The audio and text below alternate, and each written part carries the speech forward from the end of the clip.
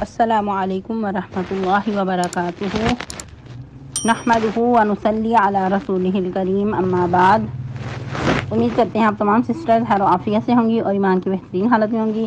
اللہ رب العزت سے دعا ہے آپ کی طرف ہر بنے والا شر خیر میں بدل دے، آمین۔ پیاری سسٹرز، ہم لوگ سورۃ الاعراف آیہ مبارکہ 28 تک تفسیر اور 31 تک ٹرانسلیشن کر چکے تھے۔ آج مزید ٹرانسلیشن کا لیسن نہیں ہوگا اور تفسیر کا لیسن آیہ مبارکہ 29 سے سٹارٹ کریں گے۔ رب اشرح لی صدری ویسر لی امری واحلل عقدۃ من لسانی یفقہوا قولی، اللہم بارک لنا فی اوقاتنا، اللہم فقہنا فی الدین، اللہم انی اسألک الہدی والتقی والعفاف والغنی، اللہم الہمنی رشدی واعذنی من شر نفسی، اعوذ باللہ من الشیطان الرجیم، بسم اللہ الرحمن الرحیم۔ قل امر ربی بالقسط واقیموا وجوہکم عند کل مسجد وادعوہ مخلصین لہ الدین کما بدأکم تعودون، فریقا ھدی وفریقا حق علیہم الضلالہ، انہم اتخذوا الشیاطین اولیاء من دون اللہ ویحسبون انہم مہتدون، یا بنی آدم خذوا زینتکم عند کل مسجد وکلوا واشربوا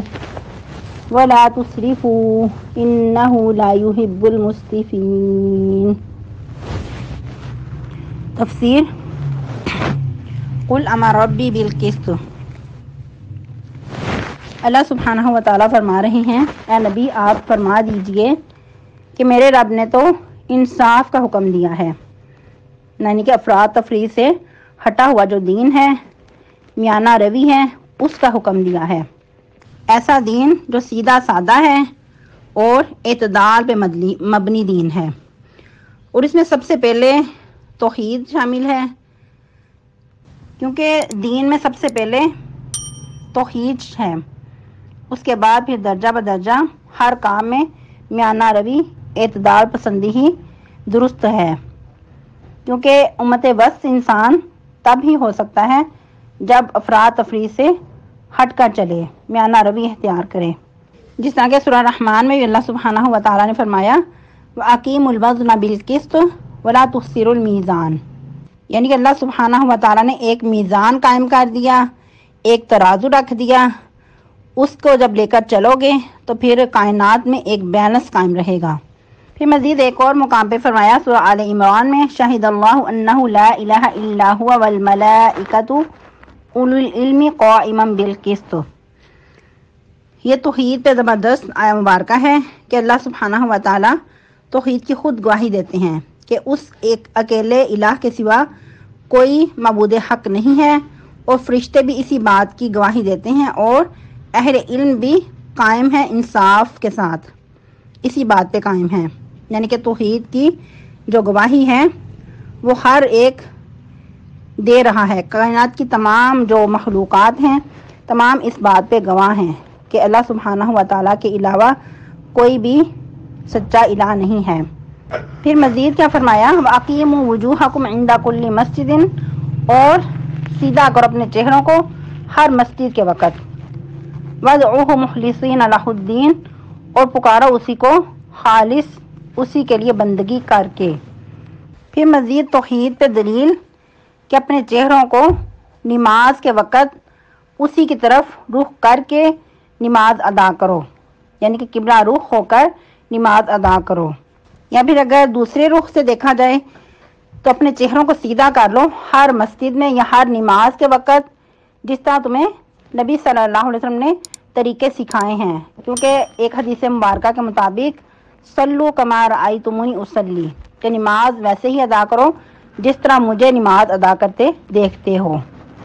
پھر مزید تاکید کی جا رہی ہے وَادْعُوهُ مُخْلِصِينَ لَهُ الدِّينَ، اور اسی کو پکارو خالص اسی کے لیے بندگی کر کے، یعنی کہ اگر عبادت بھی کرو گے تو خالص اسی کے لیے کرو، اور اگر دعا کرو تو وہ بھی صرف اسی سے دعا کرو، اسی سے مانگو، کیونکہ دعا بھی عبادت ہے، الدعاء هو العبادہ، یعنی عبادت میں بھی کسی دوسرے کو شریک نہ ٹھہراؤ اور دعا کے وقت بھی اسی سے مانگو، دعا کرتے وقت کسی اور کو اس کے ساتھ شریک نہ ٹھہراؤ۔ اور یاد رہے کہ اس میں ریاکاری بھی شامل ہے، کیونکہ اگر انسان ریاکاری کرتا ہے، دوسرے کو دکھانے کے لیے کرتا ہے، تو ایسے اعمال بھی ضائع ہو جاتے ہیں۔ پھر ایسے لوگوں کی جزا ان لوگوں پہ ہی سپرد کر دی جاتی ہے، ان لوگوں کے ہی کہ جن کے لیے وہ کام کیا ہوتا ہے، یا جن کو دکھانے کے لیے کیے گئے اعمال ہیں انہی سے جزا کا مطالبہ کیا جاتا ہے کہ جن لوگوں کے لیے کیا ہے ان کے پاس ہی جا کے اس کی جزا طلب کرو۔ اور اگر مزید دیکھیں تو اس میں یہ بھی چیز ہے کہ جس طرح تمہیں اللہ سبحانہ و تعالیٰ نے عبادت کا حکم دیا ہے ویسے ہی عبادت کرو۔ یہ جو ننگے ہو کے طواف کرنا یا پھر اور بھی فحاشی کے جتنی ایجادات ہیں یا شرک کے جتنے اڈے ہیں، جتنی شرک کی ایجادات ہیں، اس سے بالا تر ہو کر عبادت کرو، کیونکہ اللہ سبحانہ و تعالیٰ نے نہ تو بے حیائی کا حکم دیا ہے اور نہ ہی ننگے ہو کر طواف کرنے کا حکم دیا ہے۔ یہ خود ساختہ جو روایات ہیں، خود ساختہ تمہارے رسم و رواج ہیں، ان کو چھوڑ کر ایک اللہ کی بندگی کے لیے تیار ہو جاؤ۔ کہ مزید انسان کو اس کی حقیقت کے بارے میں آگاہی دی جا رہی ہے، کما بدأکم تعودون، جس طرح اس نے تمہیں پہلی بار پیدا کیا ہے، اس کو پہلی بار پیدا کرنا کچھ مشکل نہیں، اسی طرح تمہیں دوبارہ بھی پیدا کرے گا۔ اور پھر مزید ایک حدیث کے مطابق کہ جس طرح اس نے تمہیں پہلی بار پیدا کیا ہے دوبارہ ویسے ہی پیدا کیے جاؤ گے۔ جس طرح تم پہلی بار دنیا پہ آئے برہنہ، بے لباس، بغیر ختنہ کے، ننگے پاؤں، اسی طرح تم قیامت کے دن بھی اٹھائے جاؤ گے کہ انسان کے پاس کوئی لباس نہیں ہوگا، اور جس طرح پہلی بار پیدا کیا کہ اسی طرح قیامت کے دن، حشر کے دن اٹھایا جائے گا۔ لیکن اس وقت افراتفری کا یہ عالم ہوگا کہ کوئی کسی کو نہیں دیکھے گا، کوئی کسی کا خیال نہیں آئے گا، اور کسی کو کسی کا کچھ احساس نہیں، کوئی کسی کا پرسان حال نہیں، ہر ایک کو نفسا نفسی پڑی ہوگی۔ پھر مزید اللہ سبحانہ و تعالیٰ فرما رہے ہیں فریقا ہدی و فریقا حق علیہم الضلالہ، ایک گروہ کو تو اس نے ہدایت دی، یعنی کہ جو ہدایت حاصل کرنا چاہتا ہے اس کو اللہ سبحانہ و تعالیٰ توفیق بھی دے دیتے ہیں، اس گروہ کو اللہ نے توفیق بھی دے دی، اور جو ہدایت حاصل نہیں کرنا چاہتا، گمراہ رہنا چاہتا ہے، اس کو بھی اس کے حال پہ چھوڑ دیا، وہ گمراہی پہ ڈٹا رہا، اور ایسے لوگوں پہ پھر گمراہی ثابت ہو گئی۔ پھر مزید فرمایا انہم اتخذوا الشیاطین اولیاء من دون اللہ، بے شک وہ بنا لیتے ہیں شیطانوں کو دوست اللہ کو چھوڑ کر، اللہ کے علاوہ، لیکن ایسا کر کے وہ کیا سمجھتے ہیں کہ بے شک وہ راہ یاب ہیں، سیدھے رستے پر ہیں، یعنی کہ شیطان نے اپنے رستے اتنے مزین کر دیے ہیں کہ انسان کو اس چیز کا احساس ہی نہیں ہوتا کہ انسان کچھ غلط کر رہا ہے۔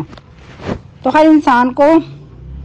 دل کی نگاہیں کھول کر بصیرت کے ساتھ چلنا ہوگا، خود کو بار بار پڑھے، اپنا محاسبہ کرے کہ میں کس راہ پہ چل رہا ہوں۔ ایسا نہ ہو کہ انسان خود کو پرفیکٹ سمجھے کہ میں سیدھی راہ پہ چل رہا ہوں، لیکن وہ رستہ جو ہے شیطان کا رستہ ہو، وہ سیدھا رستہ وہ گم پا لے، کیونکہ شیطانی رستے بہت ہی مزین ہیں، یہ دنیا سرسبز ہے، شیریں ہے، اپنی طرف انسان کو کھینچتی ہے، اور انسان ہے کہ اس میں ہی کھینچا چلا جاتا ہے۔ اسی چیز کو اللہ سبحانہ و تعالیٰ نے قرآن کے اور بھی کئی مقامات پہ واضح فرمایا ہے کہ انسان سمجھتا ہے میں سیدھے رستے پر ہوں، لیکن ایسا کر کے وہ گمراہی کے رستے پہ چل رہا ہوتا ہے، تو ایسے لوگوں کے لیے اللہ سبحانہ و تعالیٰ قیامت کے دن کوئی میزان ہی قائم نہیں کریں گے، جیسا کہ سورہ کہف میں فرمایا وَيَحْسَبُونَ أَنَّهُمْ يُحْسِنُونَ صُنْعًا، ایسے لوگ سمجھتے ہیں کہ ہم بہت اچھے کام کر رہے ہیں، تو ایسے لوگوں کے لیے کوئی میزان ہی قائم نہیں کیا جائے گا، ایسے لوگوں کے اعمال کا کوئی وزن ہی نہیں ہوگا۔ پھر مزید اللہ سبحانہ و تعالیٰ آگاہ کر رہے ہیں اے اولاد آدم، یا بنی آدم خذوا زینتکم عند کل مسجد، زینت اختیار کرو ہر مسجد کے وقت۔ زینت سے مراد کہ اپنے لباس کو پاک صاف رکھو، اور مزید جو لباس ہے وہ ایسا نہ ہو کہ دیکھ کر انسان کو گن آئے، یا پھر ایسا پھٹا پرانا لباس ہو، یا پھر مزید ایسا کہ بہت لمبے چوگے ہوں کہ انسان اس کو خوبصورتی سمجھے، یا پھر اس کو تقویٰ کے مطابق سمجھے، ایسا نہیں ہے، لباس ہی ایسا ہو کہ جو میانہ روی میں ہو، اعتدال میں رہ کر ہو۔ یا پھر مزید زینت میں کہ انسان خود کو پاک صاف رکھے اور خوشبو کا بھی استعمال کرے، لیکن یاد رہے کہ خوشبو کا استعمال مرد حضرات کریں گے، عورتیں خوشبو لگانے سے ایوائڈ کریں۔ ہر مسجد کے وقت سے مراد ہر نماز کے وقت، کہ ہر نماز کے وقت خود کو پاک صاف کر کے اللہ کے حضور حاضر ہو۔ پھر مزید وَكُلُوا وَاشْرَبُوا، اور کھاؤ اور پیو، وَلَا تُسْرِفُوا، اور حد سے نہ بڑھو، إِنَّهُ لَا يُحِبُّ الْمُسْرِفِينَ، بے شک وہ حد سے بڑھنے والوں کو پسند نہیں کرتا۔ کہ کھانے پینے سے منع نہیں کیا گیا، لیکن حد میں رہ کر، کہ انسان اتنا زیادہ نہ کھا لے کہ جو انسان کی صحت کے لیے نقصان دہ ہو، یا پھر اس پہ بہت زیادہ پیسہ استعمال کیا جائے، یا پھر کھانا بہت زیادہ ضائع کیا جائے، تو ایسا نہیں کرنا۔ اگر انسان اچھی صحت کے لیے اچھا کھانا کھائے گا تو یقیناً اس کا کھانا پینا بھی عبادت میں شامل ہوگا۔ انسان کھائے گا تو اپنے لیے، لیکن جب کھانا سنت کے مطابق کھائے گا اور اس پہ اللہ کا شکر ادا کرے گا تو یقیناً اس کے لیے اس میں بھی اجر ہوگا۔ مزید اس پہ بات کریں گے، تو آج کے لیے اتنا کافی ہے۔ نیکسٹ اپنا لیسن ادھر سے ہی کنٹینیو کریں گے۔ سبحانک اللہم ربنا و بحمدک، نشہد ان لا الہ الا انت، نستغفرک و نتوب الیک۔ السلام علیکم ورحمۃ اللہ وبرکاتہ۔